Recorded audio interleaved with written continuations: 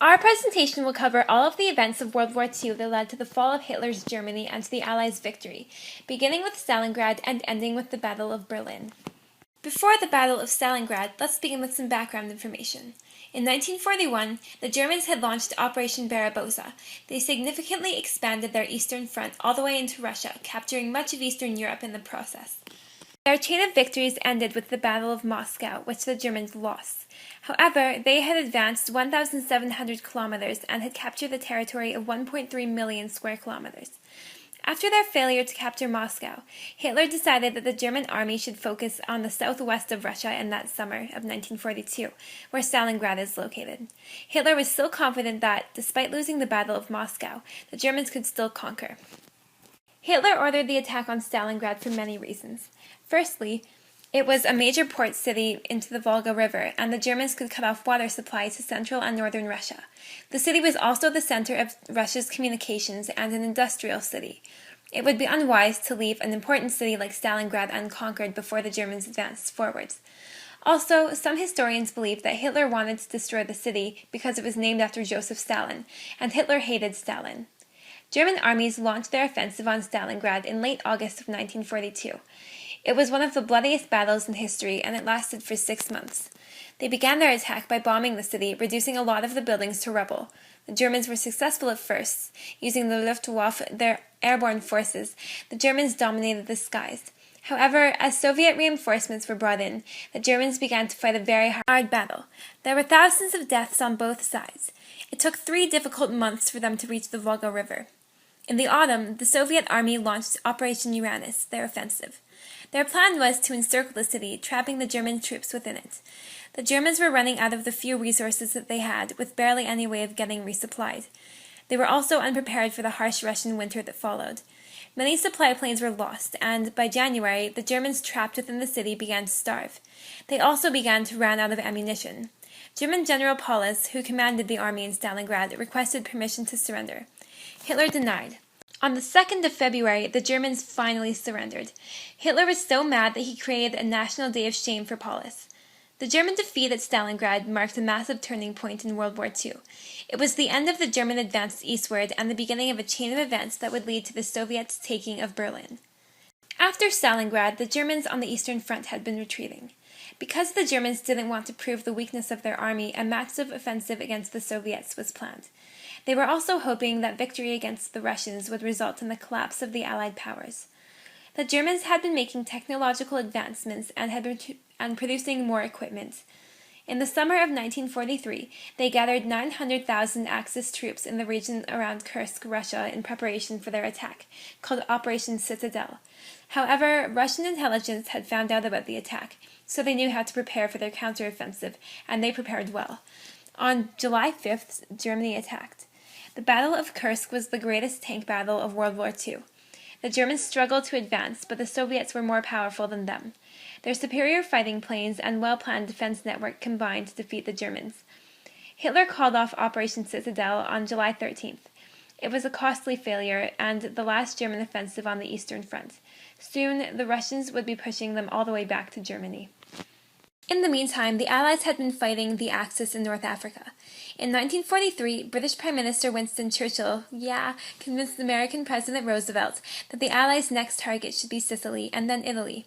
American General Marshall argued that they should invade German-occupied France instead, but Churchill's reasoning was that he wanted the British to control the Mediterranean at the end of the war instead of the Russians.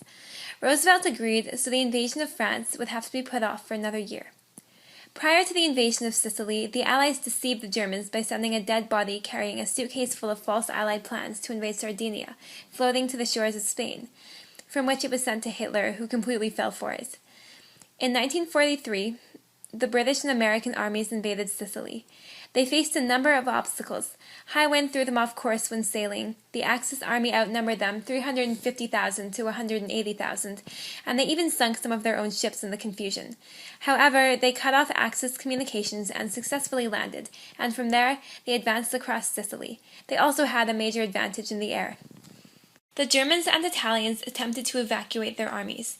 100,000 Germans evacuated, but the Allies ended up taking 135,000 Italian soldiers as prisoners, a large part of the Italian army. While this was going on, Italy got a new government that agreed to a ceasefire with the Allies on September 3rd. This agreement was a secret, and it disintegrated the Italy-Germany axis. It also caused German soldiers in Italy to imprison Italian soldiers and fire on their ships. September 3rd was also the day that the Allied forces invaded Italy. Their plan was to have Allied forces at Salerno chase the Germans into forces stationed at Calabria. The invasion was more difficult than expected. By the time the Allies arrived in Salerno in the Black X, the Germans had moved north of it. They established the Gustav Line in yellow, a strong defense system. They also had reinforcements arrive as Allied troops were leaving for the cross-channel invasion. Eventually, British reached Naples in purple. However, they were halted by the Gustav Line. The U.S. Army tried to break the Gustav Line in Anzio on the west coast of Italy in January 1944. For the next 6 months, they succeeded in pushing back the front as they fought with the Germans. In September 1944, the invasion of Italy ended because the commanders of the Allied forces decided to focus on the cross-channel invasion of France that the Allies had been planning. The troops that had been fighting in Italy were to be moved there. German forces in Italy were not going to be completely eradicated for a while. This cross-channel invasion of France was known as Operation Overlord. The Russians had wanted it to happen for 2.5 years.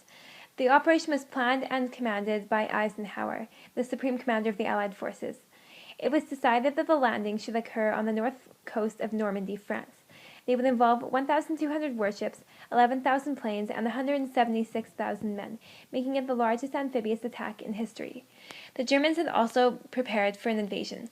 They had poured 13 million cubic meters of steel into strengthening the shorelines in 1942, from Spain all the way to Norway.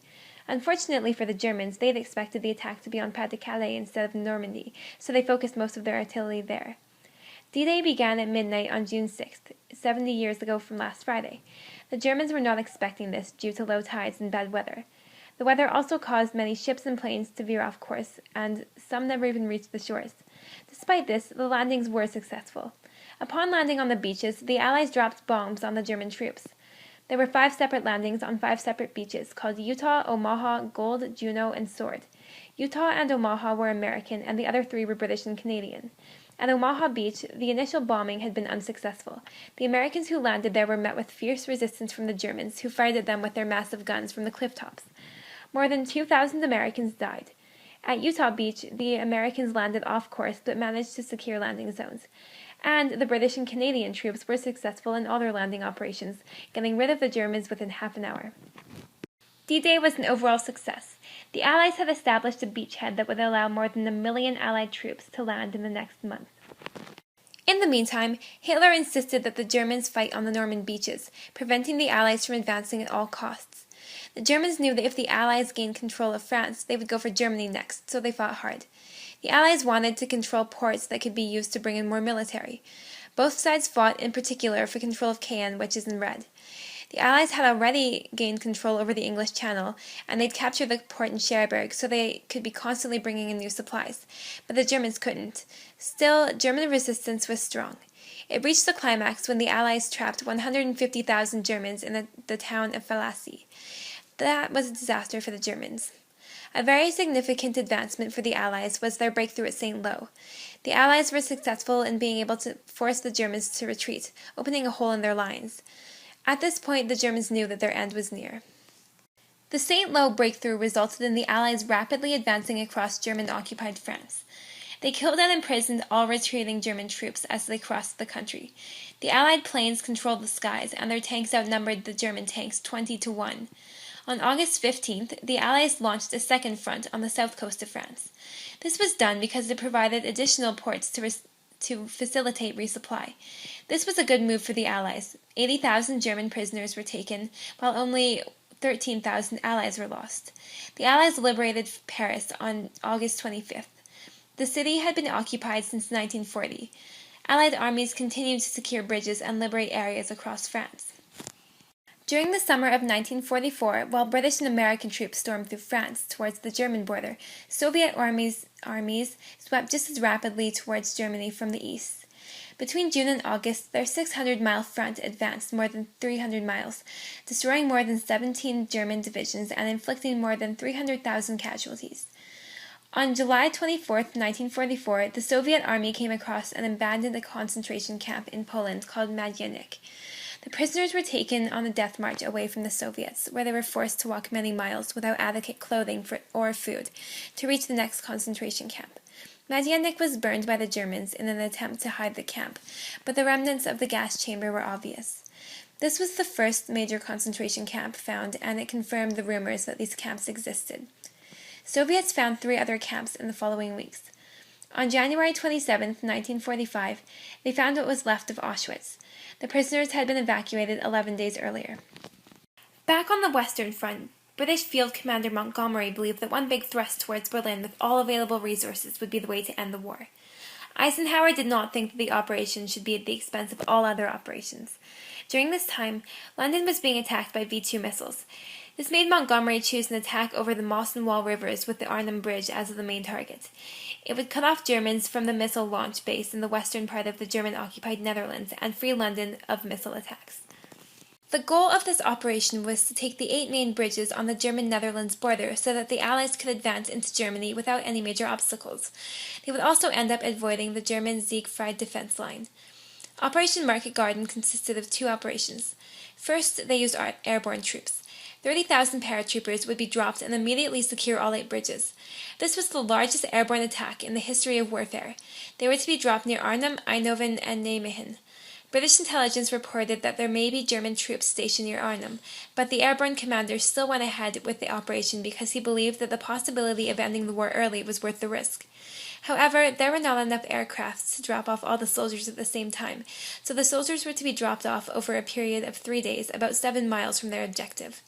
The second operation involved ground troops and tanks moving along Highway 69, aka Hell's Highway. They were supposed to take over defensive operations from the airborne divisions. Allied tanks struggled to meet up with the airborne troops because their leading vehicles were destroyed by German weaponry, stopping the whole column.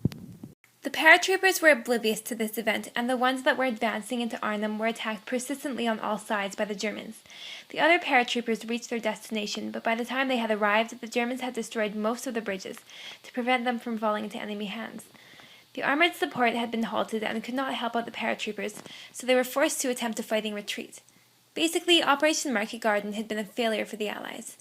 This proved that German defense in the West still existed. The Allies would have to cross the Rhine River in order to enter Germany, and the war wouldn't end in 1944. In the autumn of 1944, Hitler made plans for a German offensive. He wanted to break up the alliance between Britain, France, and the US, and he believed that a massive attack would do just this. He attempted to capture Antwerp, Belgium. There were Allied forces in northern France following D-Day, and in the Netherlands because of Operation Market Garden. Antwerp was in the middle, and the Germans would split the Allied forces. Hitler's other reasoning for seizing Antwerp and reclaiming the critical port of Antwerp, which could cut off Allied supply lines. A jolt to the British and American forces might also encourage them to accept a negotiated peace separate from the communist Russians. On December 16th, German forces launched an attack at the thin Allied lines in the Ardennes forests. Almost inconceivably, more than 250,000 men and 1,400 tanks hit the American lines by surprise. This attack was called the Ardennes Offensive. The Germans had forced a 70-mile wide bulge in the American lines. The American forces were able to stall the Germans. Toughness in the trenches, brilliant leadership from their general, and ample supplies allowed for this. They held the line at the tip of the bulge. By Christmas, the German panzer tanks were running out of fuel and ended up stopping dead in their tracks. Because the Allies dominated the skies, the Germans were unable to resupply their army. By January 1945, Hitler ordered a surprise attack on the Allied airfields in Belgium. He had success, destroying more than 500 planes. However, Allied planes could be easily replaced. These last German offensives took a deadly toll. The Battle of the Bulge cost the Germans 200,000 men, 800 tanks, and 1,500 planes that could not be replaced. On February 4, 1945, British Prime Minister Winston Churchill, American President Franklin Roosevelt, and the Soviet Union's Premier Joseph Stalin, also known as the Big Three, met in Yalta, Crimea. They met to discuss Europe's post-war reorganization, the re-establishment of European nations, and to develop a plan for governing post-war Germany. They each had something that they wanted. Roosevelt wanted Soviet support in the U.S.'s war against Japan and Soviet participation in the UN. Churchill wanted democratic governments in Eastern and Central Europe, specifically in Poland, which forces attempting to invade Russia went through. Stalin wanted political influence in Eastern and Central Europe. Stalin took a firm stance on the issue of Poland, saying that it had been used as an invasion corridor by the Germans. He would not return the land annexed to Poland in 1939, and the nation could be compensated with land taken from Germany. Stalin did agree to free elections in Poland, however, and that pleased Churchill, but Stalin wasn't going to keep that promise. They also decided that Germany would be divided into 3 zones for each of the Allies. It was here that they decided that only unconditional surrender by Germany would be accepted. Unconditional surrender means that there are no guarantees for the nation that is surrendering. Roosevelt got a promise that Stalin would enter the American and Japan conflict 90 days after the defeat of Germany. In the spring of 1945, the Allies continued to advance across Germany. British and American forces swept north, taking the heavily industrialized Ruhr Valley and critical ports along the North Sea. Another army swung further to the south along the Danube River. A third advanced across central Germany, but after considerable debate, did not march on to Berlin. They let the Soviets do that. The Battle of Berlin involved the Soviets and the Germans. As the Red Army pushed across Poland, they had a strong fighting force and completely outnumbered the Germans in terms of men and equipment. 45,000 of Berlin's defenders were either children or elderly people. Despite the obvious hopelessness, Hitler still directed the city's defense himself, counting on his army that had withdrawn from the Western Front. The Soviets began their attack in the suburbs of Berlin with the Battle of Oder-Neisse, which they won. On April 20th, they bombarded Berlin with bullets until the city surrendered 12 days later. They also encircled the city. On April 22nd, Hitler broke into a tearful rage at the meeting. He said that Germany had lost. Hitler committed suicide on April 30th, only 40 hours after marrying his love interest, Eva Braun. The Russians killed 150,000 Germans and then destroyed the city. On May 1st, the remaining 10,000 defenders of Berlin were forced into a shrinking area in the city's center. German General Hans Krebs opened surrender talks with Valery Zhukov of the Soviet Union, but was prevented from coming to terms by the Chancellor of Germany. This wasn't a major issue because he committed suicide later in the day. Krebs wanted to wait until the following morning to surrender so that German troops could attempt a breakout, which failed. Germany unconditionally surrendered on May 7, 1945. This victory by the Russians saw an end to Hitler's Third Reich, and it ended fighting on the Eastern Front and in Europe as a whole. In the fighting for Berlin, the Soviets lost 81,000 and 280,000 were wounded. German casualties were estimated to be 458,000. Victory was declared in Europe on May 8th by the Western Allies, and on May 9th by the Soviets.